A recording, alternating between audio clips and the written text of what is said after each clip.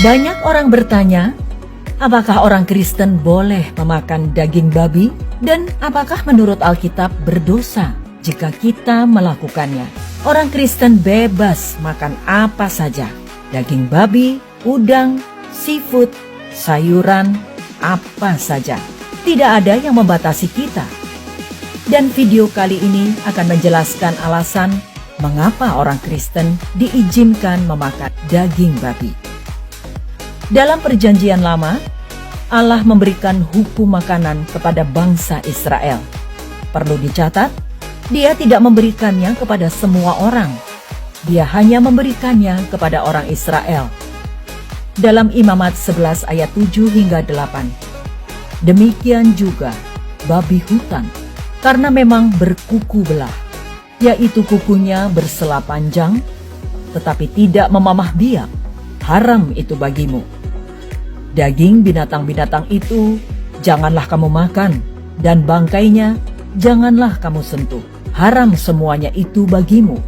Ulangan 14 ayat 3 hingga 8. Janganlah engkau memakan sesuatu yang merupakan kekejian. Inilah binatang-binatang berkaki 4 yang boleh kamu makan: lembu, domba, dan kambing, rusa, kijang, rusa dandi, kambing hutan, kijang gunung, lembu hutan, dan domba hutan. Setiap binatang berkaki 4 yang berkuku belah, yaitu yang kukunya bersela panjang menjadi 2, dan yang memamah biak di antara binatang-binatang berkaki 4, itu boleh kamu makan. Tetapi inilah yang tidak boleh kamu makan dari antara yang memamah biak, atau dari antara yang berbelah dan bersela kukunya: unta, kelinci hutan, dan marmut. Karena semuanya itu memang memamah biak, tetapi tidak berkuku belah. Haram semuanya itu bagimu. Juga babi hutan, karena memang berkuku belah, tetapi tidak memamah biak.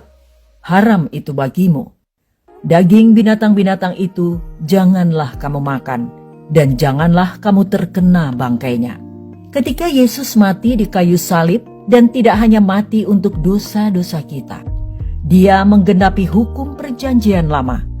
Dia memenuhi hukum terhadap makanan yang tidak halal. Dalam Efesus 2 ayat 15 hingga 16.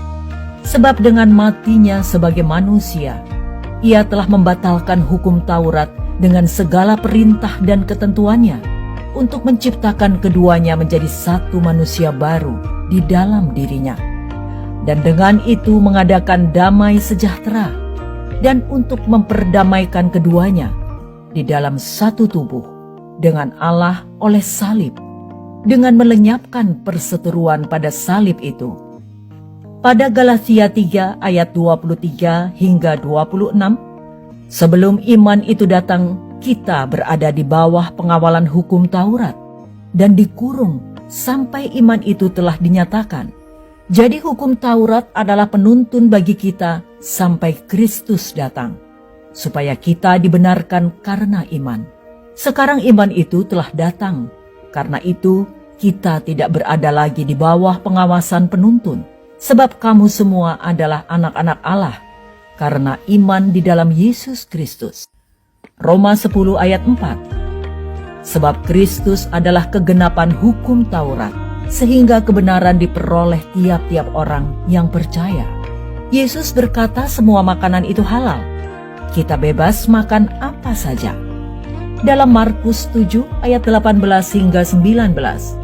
Maka jawabnya, apakah kamu juga tidak dapat memahaminya? Tidak tahukah kamu bahwa segala sesuatu dari luar yang masuk ke dalam seseorang tidak dapat menajiskannya, karena bukan masuk ke dalam hati, tetapi ke dalam perutnya, lalu dibuang di jambu. Dengan demikian ia menyatakan semua makanan halal. 1 Korintus 8 ayat 8. Makanan tidak membawa kita lebih dekat kepada Allah.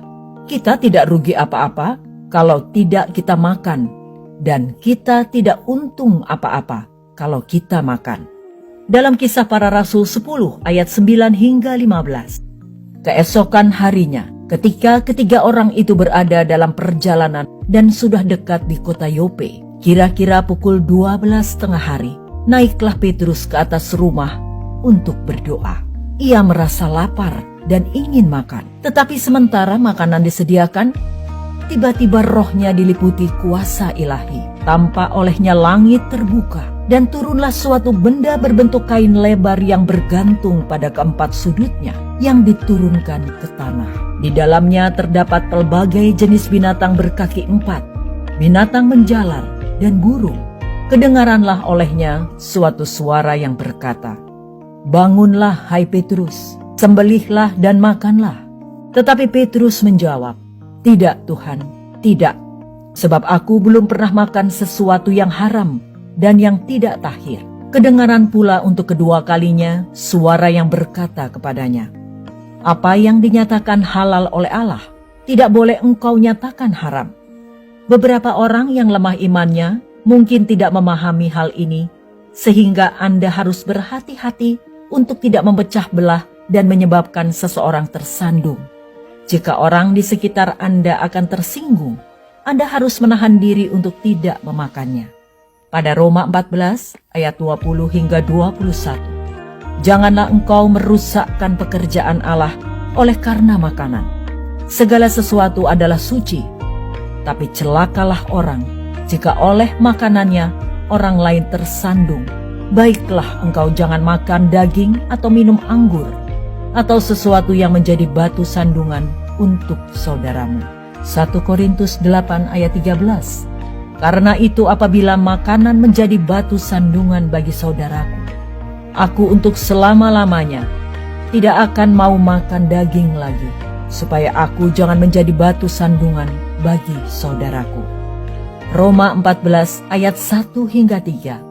Terimalah orang yang lemah imannya tanpa mempercakapkan pendapatnya, yang seorang yakin bahwa ia boleh makan segala jenis makanan, tetapi orang yang lemah imannya hanya makan sayur-sayuran saja. Siapa yang makan, janganlah menghina orang yang tidak makan, dan siapa yang tidak makan, janganlah menghakimi orang yang makan, sebab Allah telah menerima orang itu. Pada akhirnya, kita semua harus memahami bahwa keselamatan hanya melalui iman di dalam Kristus.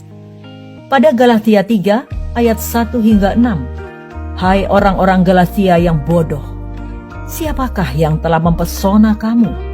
Bukankah Yesus Kristus yang disalibkan itu telah dilukiskan dengan terang di depanmu?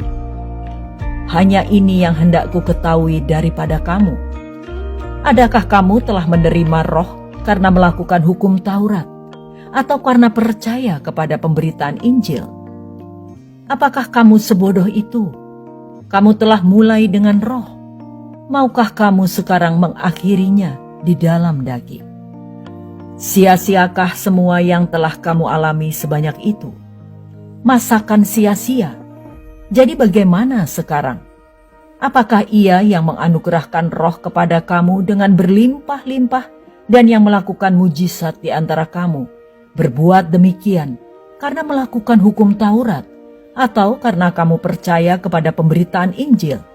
Secara itu jugalah Abraham percaya kepada Allah,